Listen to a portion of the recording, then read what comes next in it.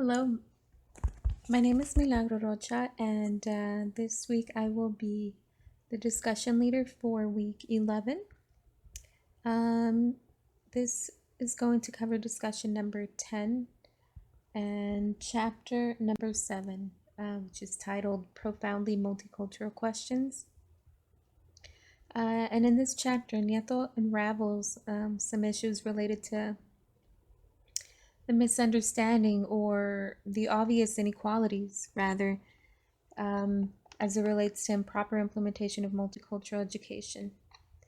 She starts this chapter off by mentioning some of her frustrations of how schools in the United States still misunderstand multicultural education. So she finds that multicultural education is still seen as simply a celebration of diversity or a lesson on international holidays, for example. So, in this chapter, she poses some hard questions to the reader and discusses how these ideas or how these misunderstandings um, over the decades have left an educational gap among within the United States among specifically minority students. So I want to be clear before I start by mentioning that Nieto references issues specifically faced in America within the public school system in the United States. So I'm curious, for those of you who have never taught in the States or who grew up not attending American public school system, I'm curious as to what your perspective is on these issues. So, okay, let me get started. So here Nieto defines multicultural education as a process of comprehensive school reform and basic education for all students. So personally, out of everything that I've read so far on this topic, this one sentence puts it all in a nutshell for me. So I wanted to reiterate this because Nieto starts off this chapter by discussing some disparities that she continues to see in public education that results from an oversimplification of multicultural education. So basically, for example, she notices that in many schools in America, cultural events and lessons on ethnic heroes, she sees that many schools consider this to be sufficient as multicultural education requires. Unfortunately, um, it's used as basically just a band aid as a response to fix a deeper problem. Her definition of multicultural education is related to students' learning that permeates all areas of schooling and not just issues on cultural sensitivity. Um, so she goes on to discuss basically just the gaps that she sees as a result of improperly implementing what multicultural education truly is. So here I talk about one of the issues that Neto discusses, which is the achievement gap. Um, she talks about how although the basis of multicultural education was intended or is intended that all students of all backgrounds and socioeconomic circumstances be provided with quality education.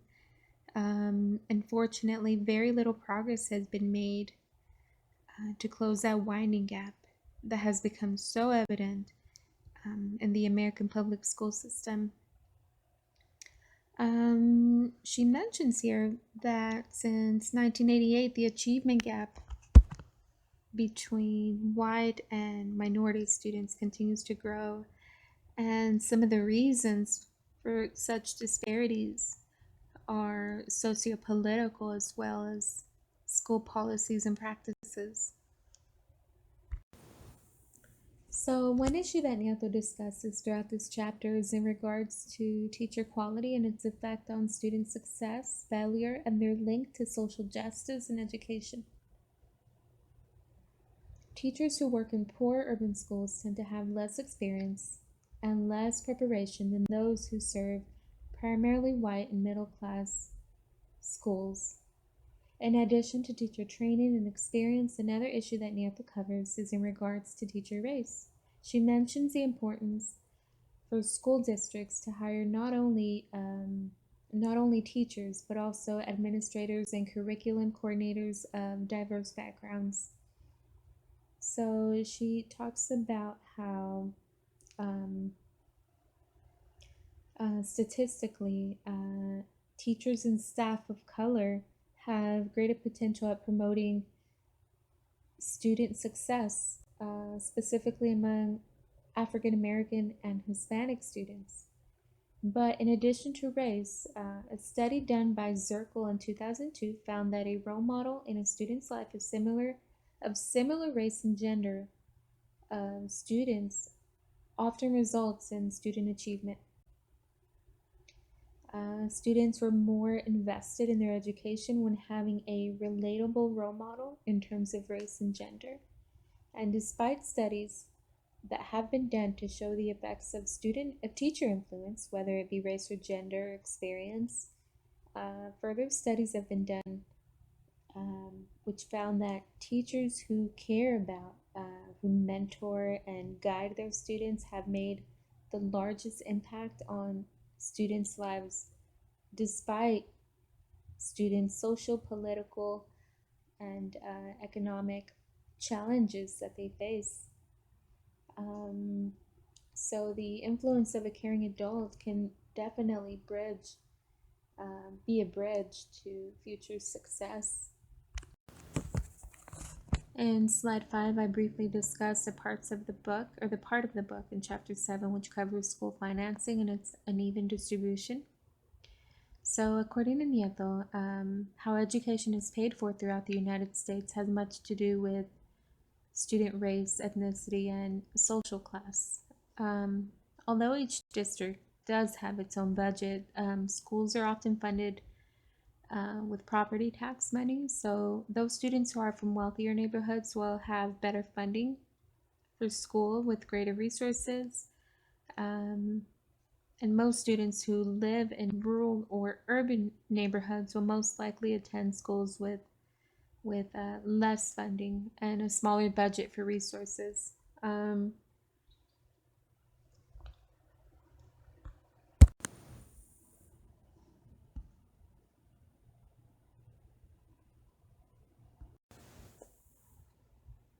So, on these slides moving forward, I touch on some of the issues that were mentioned in the article. The article by Kubota titled Second Language Teaching for Multilingualism and Multiculture. So here it talks about marginality and elitism. So in the article, it refers to how second language acquisition and foreign language education, how it tends to be provided or offered specifically to certain populations of students, and how this creates a contradiction between second language acquisition and multicultural education. So moving on to the next slides. So listed here are ideologies that contradict multicultural education, or as the author puts it, they are the elitist view or the elitist approach to multicultural education. And listed are monolingualism, normatism, essentialist and idealized understanding of language and culture, pragmatism, racial and class inequality.